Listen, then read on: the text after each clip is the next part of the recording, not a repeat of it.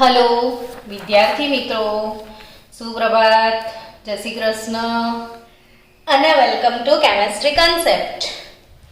મસ્ત વરસાદી મોસમમાં વિચારતા હશો તમે કે મેડમ કશુંક મસ્ત મસ્ત ભણાવજો આજે કે યાદ રહી જાય, है ना?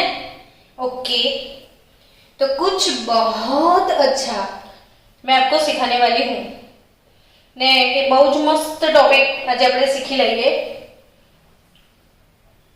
બેરિલિયમ. બેરિલિયમની અનિયમિત વર્તણૂક આ ટોપિક શીખીએ આપણે.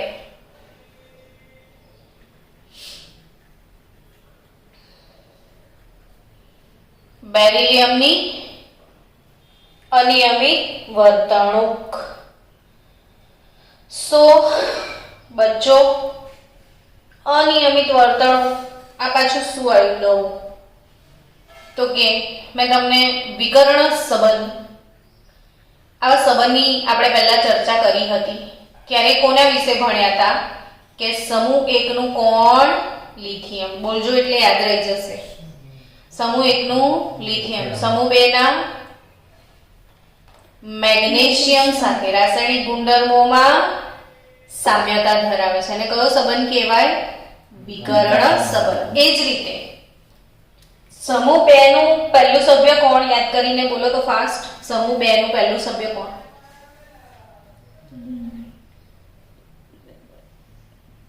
એટલી બધી વાત? હા, તો પહેલો સભ્ય કોણ? બેરિલિયમ. સમૂહ 2 નું પહેલું સભ્ય કોણ? બેરિલિયમ. ને સમૂહ 13 એટલે રોમનમાં 3, થર્ડ બી સમૂહ. તો 13મા સમૂહનું બીજું સભ્ય એલ્યુમિનિયમ. 13મો સમૂહ યાદ છે? बाल गए इंडियन तेल से वापिस नहीं आएंगे, तो बाल, BAL, बाला. तो ये जो बाला है એમાં બેરિલિયમ અને એલ્યુમિનિયમ કોના વચ્ચે બાળકો? બેરિલિયમ અને એલ્યુમિનિયમ અને લિથિયમ અને મેગ્નેશિયમ. આમાં રાસાયણિક ગુણધર્મો જે છે એ રાસાયણિક ગુણધર્મો ની અંદર સામ્યતા જોવા મળે છે, જેને આપણે વિકર્ણ સંબંધ કહેવામાં આવે છે. તો આ સમૂહ 2 ફરી એક વખત બધા યાદ કરો. 2 mg का सर 12. 2 mg का सर 12 ને આ 2 mg का सर 12 માં સમૂહનું પ્રથમ તત્વ કોણ? બેરિલિયમ. તે સમૂહના અન્ય સભ્યોથી ઘણી બધી બાબતમાં જુદાપણું બતાવે છે. સમૂહના અન્ય સભ્યોથી ઘણી બધી બાબતમાં જુદાપણું, વાયડું છે ટૂંકમાં. પહેલા સમૂહમાં વાયડું કોણ હતું? લિથિયમ. દરેક ગુણધર્મો એના ઊંધા હતા બીજા લોકો કરતા. એમ બીજા સમૂહમાં વાયડું કોણ છે? બેરિલિયમ. અને એના પોતાના સમૂહના ગુણધર્મો જેવા ગુણધર્મો નથી. એના ગુણધર્મો કોના સાથે મેચ થાય છે? એલ્યુમિનિયમ સાથે. તો બેરિલિયમ પોતાના સમૂહના સભ્યો કરતા કયા કયા એવા મુદ્દાઓ છે જેમાં એ જુદું પડે છે, એ આપણો ટોપિક છે આજનો. જેને કહેવાય બેરિલિયમની કઈ વર્તણૂક? અનિયમિત વર્તણૂક. કઈ વર્તણૂક? યસ. તમે એવી રીતે એલર્ટ રહેજો, બોલતા રહેજો, એટલે બાકીના સ્ટુડન્ટ પણ થોડા એલર્ટ રહે. તો બેરિલિયમની કઈ વર્તણૂક? અનિયમિત વર્તણૂક. એટલે બેરિલિયમના જે ગુણધર્મો પોતાના સભ્ય કરતા જુદા છે તેની વાત છે. હવે પહેલો ગુણધર્મ જુઓ કે ભાઈ શું છે પહેલો અનિયમિતપણું? તો કે બેરિલિયમ અપવાદરૂપ નાનું પરમાણ્વીય અને આયનીય કદ છે. તો તમે આમ જુઓ કે આ ઉપરથી નીચે તરફ જાઓ તો કદમાં શું થાય? વધારો થાય કે નહીં? આવું તો આપણે હવે કેટલી બધી વાર આ ફિગર દોરી હતી. એટલે મગજમાં આમ ઊંઘમાં બી મેમરી લોસ થાય ને તો બી પિક્ચર યાદ આવે નહીં કે મોટો ઘડો પછી નાનો ઘડો પછી નાનો ઘડો તો ઘડા પર ઘડો મુકાયેલો હોય ને એવું સીન લાગે છે. તો આખા સમૂહમાં સૌથી નાનું કોણ લાગ્યું તમને? બેરિલિયમ. તો આખા સમૂહમાં નાનામાં નાનું કોણ? બેરિલિયમ.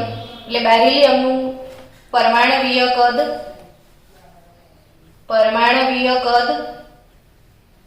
અને આયનીય કદ ખૂબ જ નાનું છે સમૂહના અન્ય સભ્યો કરતા. લિથિયમ કરતા બી બેરિલિયમ નાનું હોય. કેમ કે લિથિયમનો સમૂહ તો આના પહેલા ને લિનાકી, અને જ્યારે સમૂહમાં ડાબેથી જમણી તરફ જાઓ, આવર્તમાં ડાબેથી જમણી તરફ જાઓ તો પાછું કદ ઘટે. એટલે બેરિલિયમ તો લિથિયમ કરતા બી કદમાં કેવું કહેવાય? નાનું બચ્ચું. નન્ના સા મુન્ના સા બચ્ચા હે, પહેલો ગુણધર્મ. હવે કદ નાનું હોય તો એના નાના કદના લીધે કયા કયા ગુણધર્મોમાં એને ફાયદો થાય સમજજો. વારંવાર આપણે આ વાતો એટલા માટે બોલીએ છીએ કે જેટલી વાર મગજ પર અથડાશે તમને યાદ રહી જશે કે કદ નાનું હોય ને, જેનું કદ કેવું હોય? નાનું. તો નાનું કદ હોય તો એના જે સંયોજનો હોય એ સંયોજનોનો જે સ્વભાવ છે એ કેવો બની જશે? આયોનિક. સોરી, સંયોજનોનો સ્વભાવ જે છે આયોનિક ના હોય. કેવો હોય? સહસંયોજક. તો ફરીથી એક વખત મનમાં બોલો બધા કે જેટલું કદ નાનું હોય ને એટલા સંયોજનોનો સ્વભાવ કેવો થતો જાય? સહસંયોજક.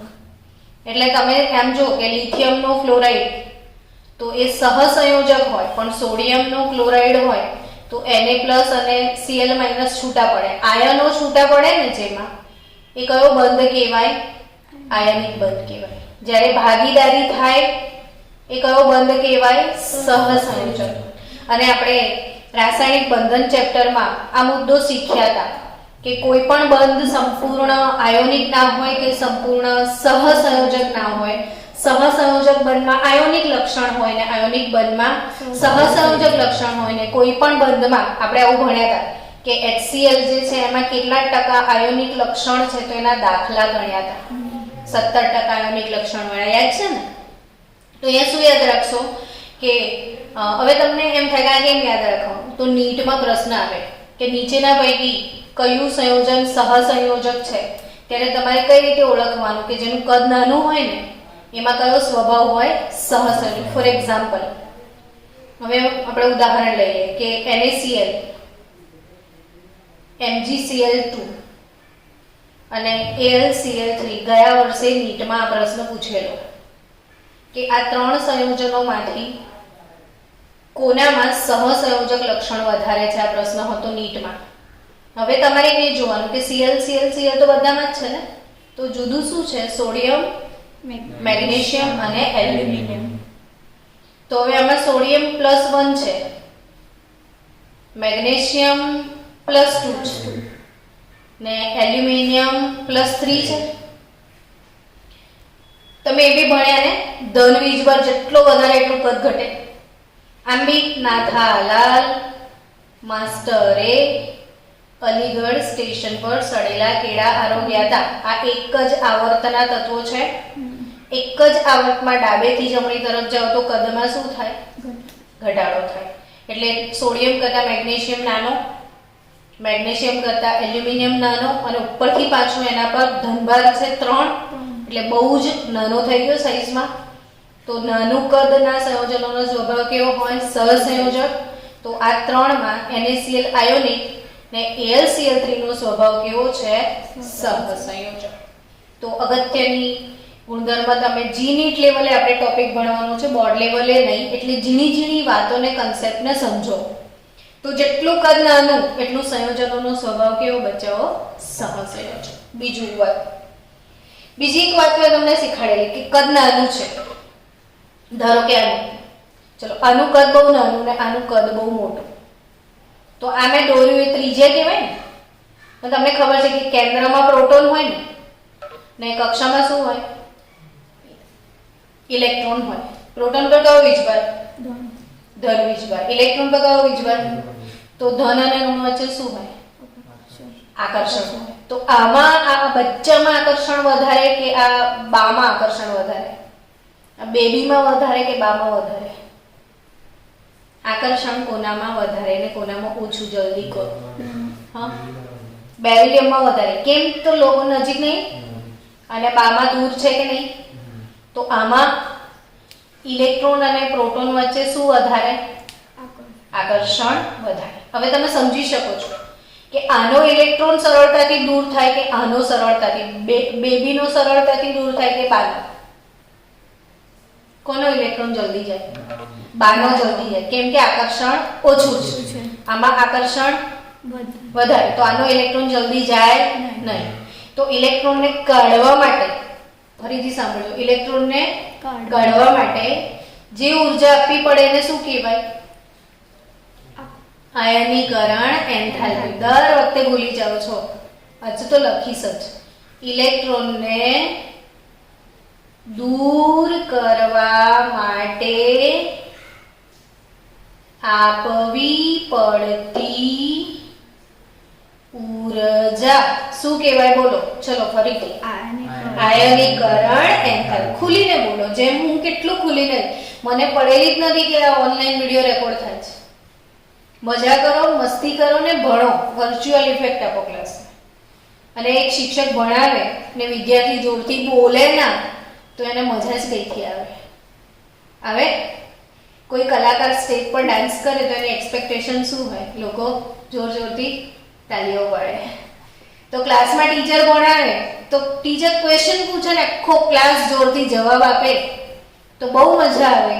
એટલે વિદ્યાર્થી મિત્રો જે લોકો ઓનલાઈન મીટિંગમાં બેઠા છે એ તમામ લોકોને રિક્વેસ્ટ કે તમે વિડિયો ઓન કરીને બેસો યા તો સ્પીકર ઓન કરીને બેસો ને જોરથી બોલો. કંઈ પણ પૂછીએ તો મજા આવશે. ઇલેક્ટ્રોનને દૂર કરવા માટે આપવી પડતી ઉર્જાને શું કહેવાય? આયનીકરણ એન્થાલ્પી. હવે મને એમ કહો કે એનું સિમ્બોલ શું? એન્થાલ્પી. એન્થાલ્પી એટલે ઉર્જા. ને ઉર્જા ગરમીના સ્વરૂપમાં હોય. ને ગરમીને ઇંગ્લિશમાં શું કહે એમ કહો? ગરમીને ઇંગ્લિશમાં શું છે? હાય હાય આવું? અલા, ગરમીનો ઇંગ્લિશ વર્ડ છે હીટ. હીટિંગ. હીટનો પહેલો શબ્દ શું છે? એચ. તો દુનિયાની કોઈ બી ઉર્જા હોય ને એને સિમ્બોલ શું આપ્યો છે આપણે? એચ. તો એન્થાલ્પી એટલે ઉર્જા એટલે એનો સિમ્બોલ એચ. હવે આ ફેરફાર એટલે ડેલ્ટા. ને આયનીકરણ ઇંગ્લિશમાં શું કહે? બોલો. આયનીકરણ એટલે ઇંગ્લિશમાં આયોનાઇઝેશન. શું? આયોનાઇઝ. તો નન્નકડું શું લખાય? આઈ. તો આયનીકરણ એન્થાલ્પી એટલે ડેલ્ટા આઈ એચ. આયનીકરણ એન્થાલ્પી એટલે શું?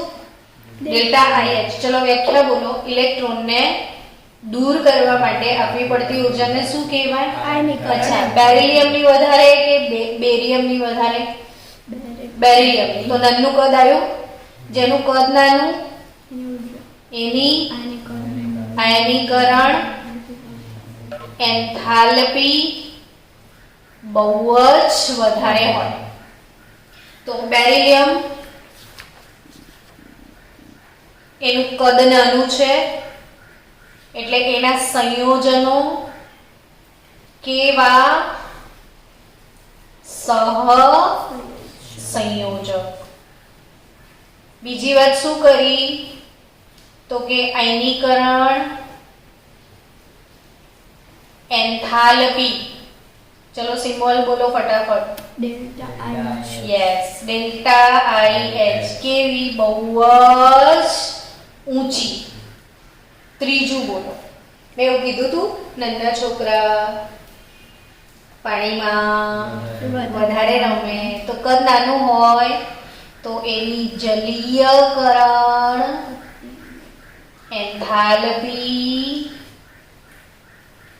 ખૂબ જ વધારે અર્થાત સહેલાઈથી જળ વિભાજન પામે, સહેલાઈથી શું પામે? જળ વિભાજન. ચલો બીજો મુદ્દો, આ નાના કદના જે પરિણામો છે એ લખ્યા. હવે બીજો મુદ્દો એવું કહે છે કે બેરિલિયમની સંયોજકતા કોષમાં માત્ર કેટલી કક્ષકો છે? તો બેરિલિયમની ઇલેક્ટ્રોન રચના લખીએ આપણે.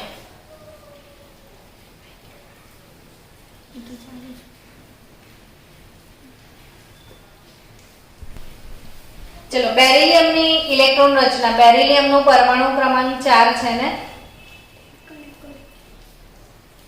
વાતો કર્યા વગર ઇલેક્ટ્રોન રચના બોલો.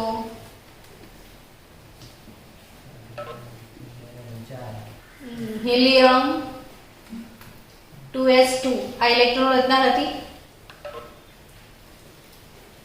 હિલિયમ 2s2 એટલે એની છેલ્લી કક્ષા જે છે, છેલ્લી કક્ષા જે છેલ્લી હોય એને કઈ કક્ષા કહેવાય? બાહ્યતમ કક્ષા. આવન કર્યું ને?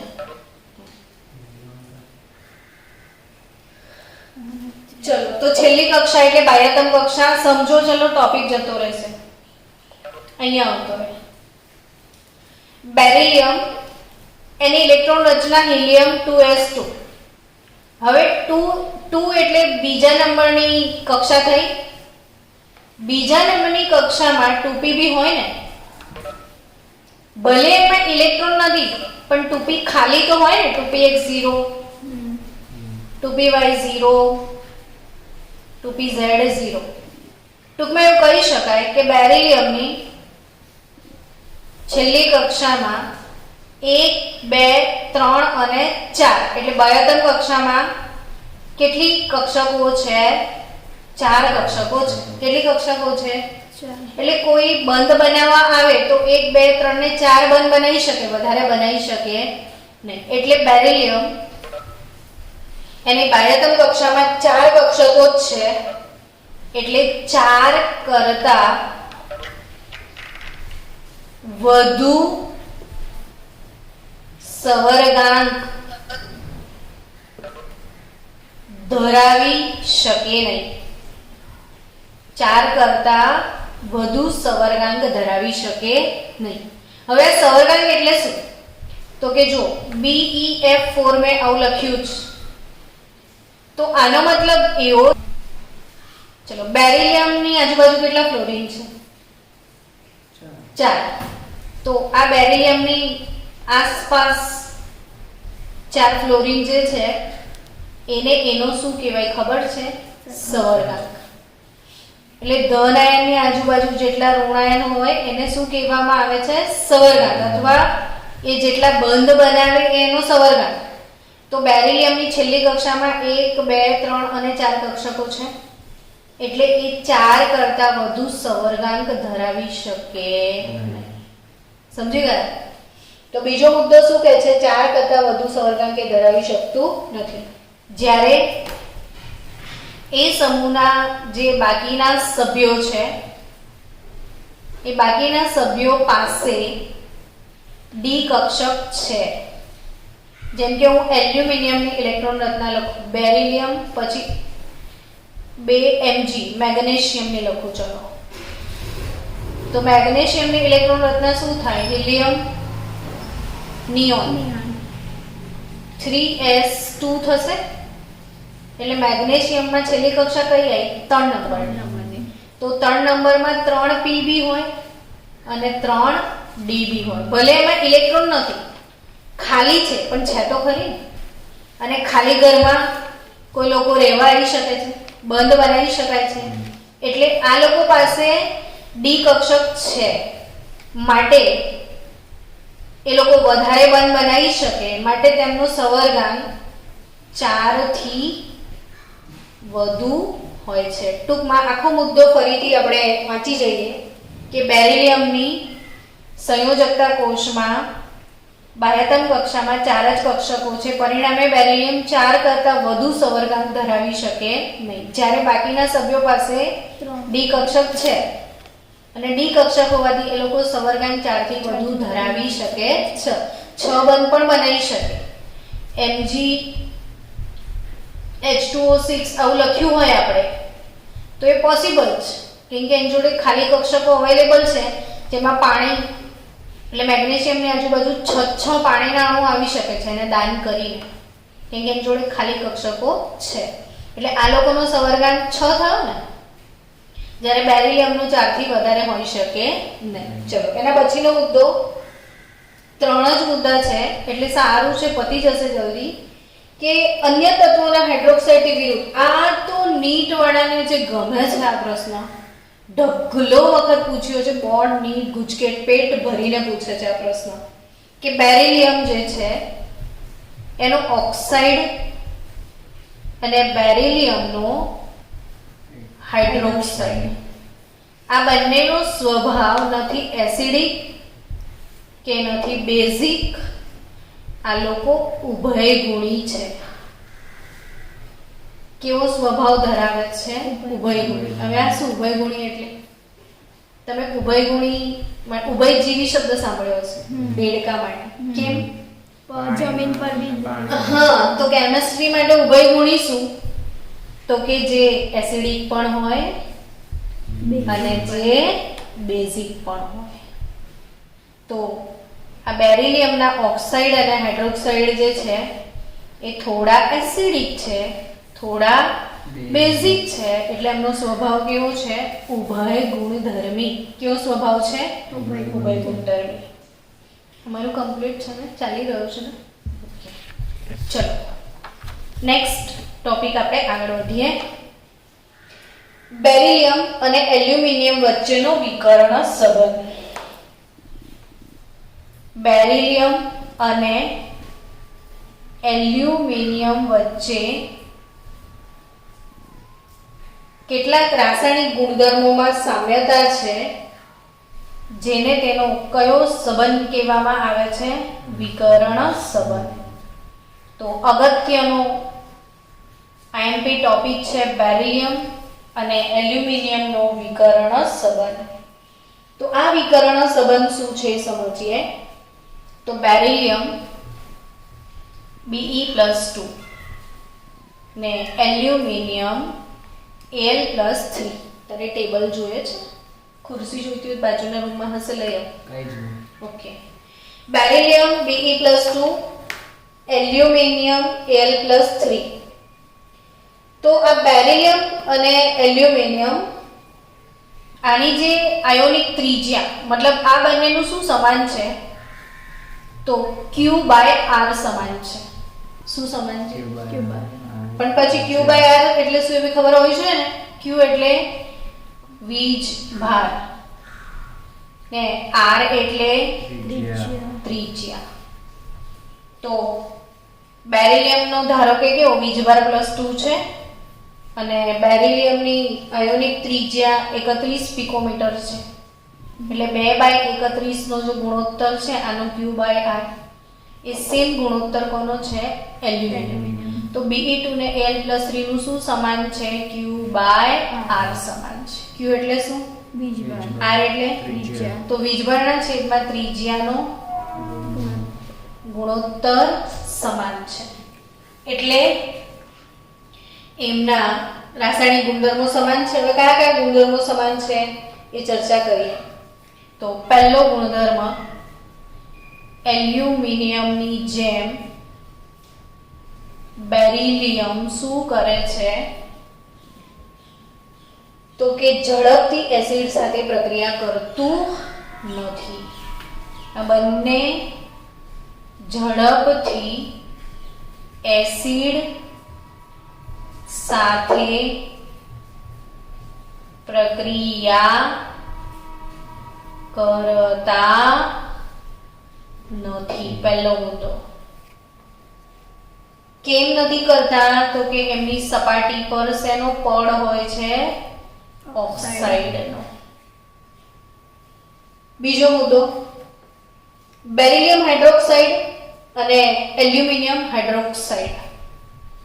બેરિલિયમ હાઇડ્રોક્સાઇડ અને એલ્યુમિનિયમ હાઇડ્રોક્સાઇડ અધિક આલ્કલીમાં શું પામે છે? BeOH twice. અને એલ્યુમિનિયમનો હાઇડ્રોક્સાઇડ AlOH થ્રાઇસ.